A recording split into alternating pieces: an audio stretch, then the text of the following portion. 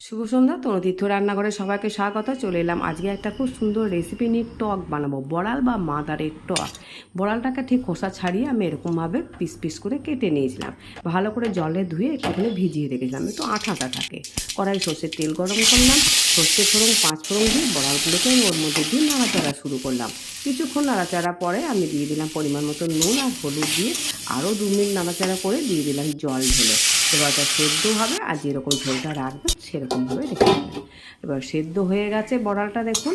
এবার আমার এখানে সর্ষে পোস্ত, যদি তিল থাকে তিল বেটে দেবেন, আর কাঁচা লঙ্কা, একটু ঝাল ঝাল হলে ভালো লাগে। বড়ালটা তো টক। হ্যাঁ, অনেকে আম দেয়, কাঁচা আমকে কেটেও দিয়ে দেয়, আমরাও এটা দিতে পারেন। আমি দিইনি, আপনারা দিলেও ভালো লাগবে খেতে, কোনো অসুবিধা নেই। এবার মেশানো হয়ে গেল, পরিমাণ মতো মিষ্টিটা আমি দিয়ে দিলাম। যেমন মিষ্টিটা খাবেন, আমি একটু মিষ্টি মিষ্টি খাই, টক টক রাখলে টক টক রাখবেন। তারপরে ব্যাস, এর কাঁচা সর্ষের তেল নামানোর আগে দিয়ে দেন, শেষ পাতে জমিয়ে খেয়ে